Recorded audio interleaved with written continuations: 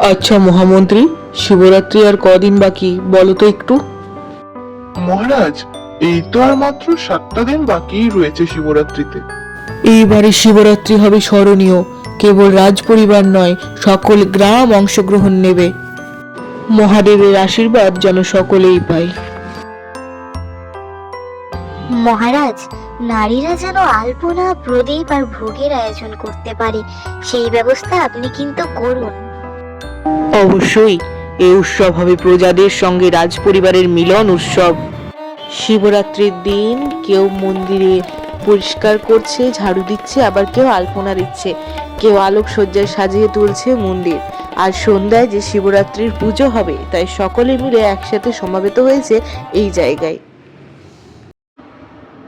মহারাজ, রাজমহল থেকে যে সমস্ত জিনিসপত্র আসার কথা ছিল সমস্ত কিছু চলে এসেছে। ফল, চাল, ডাল সমস্ত কিছুই চলে এসেছে।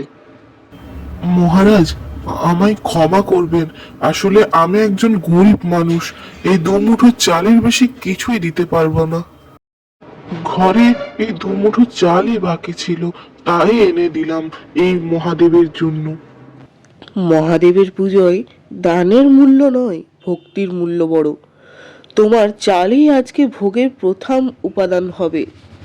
জয় মহারাজের জয়, জয় মহারাজের জয়।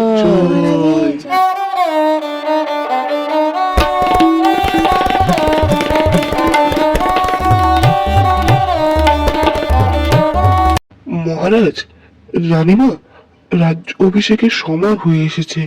আপনারা বরং শিবের মাথায় জলটা ঢেলে নিন এবং পুজোটা সম্পন্ন করুন। এরপর রাজামশাই ও রানীমা মিলে মহাদেবের পুজো করলেন।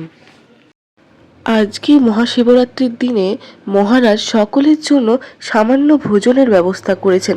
তাই সকল গ্রামবাসী একসাথে বসে খেলে আমরা নিশ্চয়ই খুশি হব। তাই আজকে সবাই পেট ভরে মন ভরে খেও।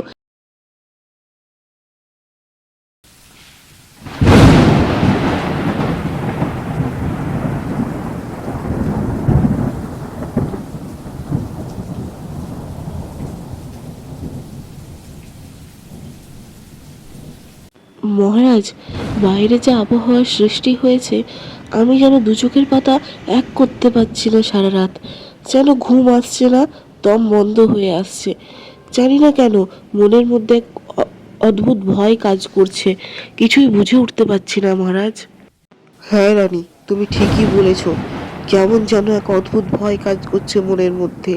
আর শিবরাত্রির দিনে এইরকম কেন হচ্ছে বুঝে উঠতে পারছি না।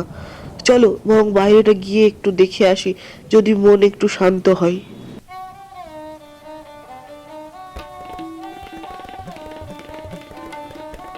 রানীমা, রানীমা, মহারাজ, সর্বনাশ হয়ে গেছে রানীমা। আমাদের আমাদের রাজকুমারকে খুঁজে পাওয়া যাচ্ছে না। আমি চারিদিকে দেখলাম, তিনি কোথাও নেই। চারিদিকে খুঁজে দেখলাম, কোথায় গেল জানি। মহারাজ, মহারাজ, আমার ছেলে কোথায়? রাজকুমার কোথায়? ওকে এনে দাও। কোথায় গেল ওই মধ্যরাতে? ও বাচ্চা ছেলে, ও কোথায় যাবে? ওকে খুঁজে এনে দিন মহারাজ, খুঁজে এনে দিন। এ কি, রাজকুমার এখানে? কিন্তু এরকম অচেতন অবস্থায় কেন রয়েছে? রাজমহলে নিয়ে যেতে হবে, রাজামশাইকে খবর দিতে হবে। এই জঙ্গলের মধ্যে এরকম অবস্থায় পড়ে রয়েছে, যেন একদম অজ্ঞান হয়ে গেছে।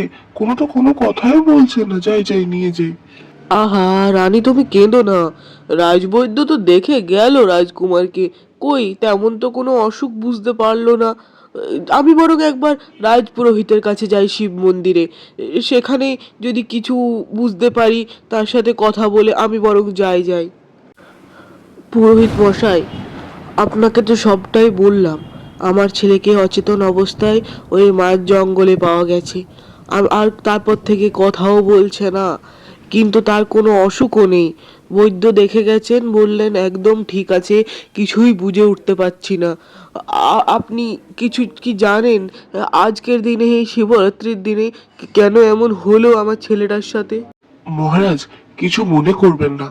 তবে আমার যে পূর্বপুরুষ রয়েছে আপনার বাড়িতে, তো রাজমহলে কত বছর ধরে, কত যুগ ধরে পুজো করে আসছেন। আমি আমার ঠাকুরদার কাছ থেকে শুনেছিলাম তিনি যখন আপনার বাড়িতে পুজো করতেন তখন আপনার যে ঠাকুরদা ছিলেন তিনি এক গরিব কৃষকের কাছ থেকে অন্যায়ভাবে তার জমি কেড়ে নিয়েছিলেন এবং তার অভিশাপের ফলেই আজকে এই অবস্থা আপনার। এ কি বলছো পুরোহিত?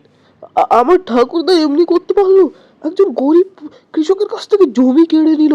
না না না না না, কিন্তু তাতে আমি শাস্তি পাচ্ছি কেন? আমি তো কিছু ভুল করিনি। মহারাজ, অনেক সময় পূর্বপুরুষের পাপের বোঝা আমাদেরও বইতে হয়, তাই না? যাই হোক, আপনি বরং ন্যায় বিচার করুন, এটাই আশায় রইলাম আমরা। হ্যাঁ হ্যাঁ হ্যাঁ, ওই কৃষককে ডেকে আনা হোক এবং আমি তার জমি আজই ফিরিয়ে দেব। তার পরিবারকে সকল জমি আমি ফিরিয়ে দেব। আমার ঠাকুরদা যে সমস্ত জমি কেড়ে নিয়েছিল আজই তারা ফেরত পাবে। হে মহাদেব, আমার সন্তানকে ফিরিয়ে দাও। আজ আমি সকল গ্রামবাসীর সামনে হাত জোড় করে ক্ষমা চাইছি।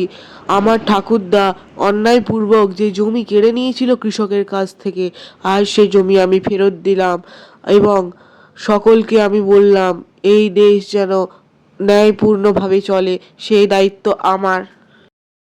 মা মা, আমি সেরে গেছি, তুমি আর কাঁদো না মা। এই তো আমি সুস্থ হয়ে গেছি মা, তুমি কাঁদবে না মা।